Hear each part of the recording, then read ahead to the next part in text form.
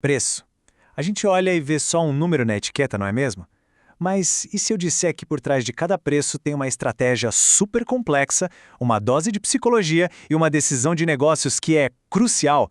Pois é, hoje a gente vai desvendar o que realmente está escondido por trás dessa etiqueta. Sabe aquela situação? Você entra numa loja para comprar, sei lá, uma lata de tinta.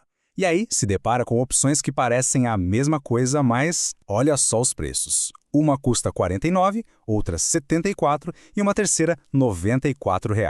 A pergunta que fica é, por quê? Será que a mais cara é tão melhor assim? Ou será que tem um joguinho psicológico rolando aí? E a resposta é exatamente isso. Esse número na etiqueta não está ali por acaso, não.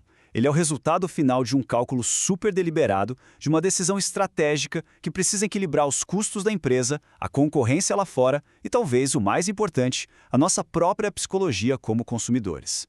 Então, para a gente entender essa história toda, nosso roteiro de hoje vai ser o seguinte. Primeiro, vamos mergulhar na psicologia por trás do preço. Depois, a gente vai conhecer duas filosofias que vivem em pé de guerra. Em seguida, vamos entender a base de tudo, o modelo dos 3 Cs do estrategista. Aí a gente vê algumas táticas na prática e, no final, deciframos juntos o que a etiqueta de preço está tentando nos dizer de verdade. Beleza, então vamos começar pelo começo. Para entender a estratégia, primeiro a gente precisa sacar como o preço funciona na nossa cabeça. O que ele representa de fato.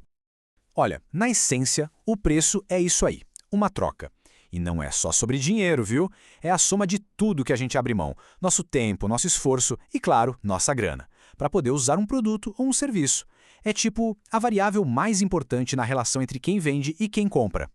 Agora, olha que interessante. Isso aqui resolve o nosso mistério lá do começo, o das tintas. Aquela lata de R$ 94, ela funciona como um preço de referência. A presença dela faz a de 74 parecer bem mais razoável, e a de 49 vira uma pechincha, um achado. E o pulo do gato é que, muitas vezes, a empresa ganha até mais na opção barata e só usa mais cara para ancorar nossa percepção de valor.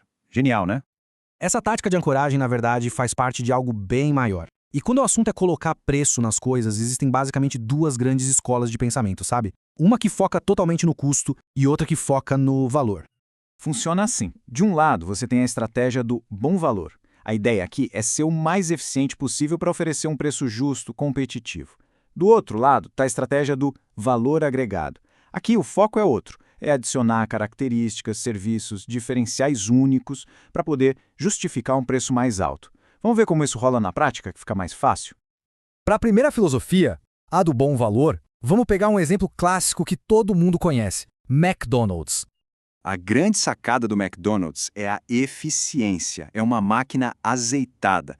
Tudo ali é padronizado, desde a montagem do sanduíche até a cadeia de fornecedores. Essa otimização toda faz o quê? Reduz os custos lá embaixo. Isso se reflete diretamente no preço acessível que a gente vê no cardápio. É a promessa de entregar qualidade e um bom serviço por um preço justo. Ok, agora vamos para o outro lado da moeda. O extremo oposto. Pensa numa marca que faz exatamente o contrário do McDonald's. Exato, a Apple. A Apple não está nem aí para competir no preço. A briga dela é outra. Eles agregam valor de outras formas, com design, com inovação e construindo uma marca que é absurdamente forte. São esses fatores, muitos deles que a gente nem consegue tocar, que criam uma percepção de valor tão alta que as pessoas se dispõem a pagar bem mais caro por um produto deles. Então a pergunta é, como uma empresa decide se vai ser um McDonald's ou uma Apple? Essa decisão não é no achismo, não. Ela se baseia num modelo estratégico bem famoso, conhecido como os 3 Cs. O primeiro C é o de custo. Esse aqui é o ponto de partida, é o chão, o piso. Se o preço final não cobrir todos os custos, tanto os fixos quanto os variáveis, e aí entra tudo, matéria-prima, aluguel, salário, a empresa simplesmente não tem lucro. É a regra número 1. O segundo C é o de concorrência. Nenhuma empresa é uma ilha, né? É fundamental olhar para o lado e ver o que os concorrentes estão fazendo, quais os preços deles, o que eles oferecem. Isso funciona como uma bússola, um ponto de orientação. Ajuda a empresa a se posicionar no mercado, seja para bater de frente ou para se diferenciar completamente. E por último, mas talvez o mais importante de todos, o terceiro C de clientes. Esse aqui é o teto, pode esquecer. Não importa quão baixos sejam seus custos ou o que a concorrência está fazendo. Se o cliente não enxergar valor naquilo, ele não vai comprar. É a percepção de valor do cliente que define o preço máximo que se pode cobrar. E este quadro aqui resume a jogada toda de forma perfeita. O preço ideal mora exatamente nesse espaço. Ele tem que estar acima do piso dos custos para dar lucro, tem que estar abaixo do teto da percepção do cliente para ter demanda e tem que estar posicionado de um jeito inteligente em relação à concorrência. É um equilíbrio delicado. Ok, com essa estrutura dos 3 Cs na cabeça, as empresas abrem uma verdadeira caixa de ferramentas. Elas têm várias táticas específicas para definir aquele preço final que a gente vê na etiqueta.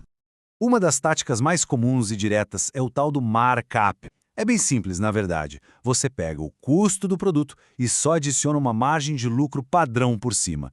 É super comum no varejo, ou com serviços como advogados, construtoras. Eles calculam os custos e aplicam uma porcentagem. Outra tática bem conhecida é o preço baixo todo dia. A ideia aqui é diferente de fazer aquelas liquidações gigantes. A empresa mantém os preços de alguns produtos importantes sempre baixos e estáveis. O objetivo não é lucrar horrores em cada item, mas sim atrair um fluxo constante de gente para a loja, que, uma vez lá dentro, acaba comprando outras coisas também. E para fechar, tem o preço baseado no valor percebido, que nos leva de volta para o nosso terceiro C, o cliente. Aqui o que manda não é o custo de produção, mas sim o valor que o cliente enxerga naquilo. É nesse ponto que a força da marca, a qualidade do atendimento, a experiência de compra, tudo isso se torna fundamental para justificar o preço que está sendo cobrado. Então, se a gente juntar todas essas peças, fica claro que a etiqueta de preço é muito mais do que um número. Ela é a linha de chegada de uma longa e complexa jornada estratégica. E aqui tem um ponto que é crucial. Pensa no famoso mix de marketing, os 4 Ps, certo? Produto, praça, promoção e preço. Bom, desenvolver o produto custa dinheiro.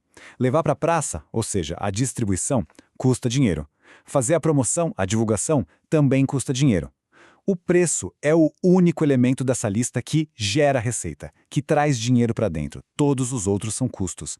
Isso faz do preço uma ferramenta incrivelmente poderosa.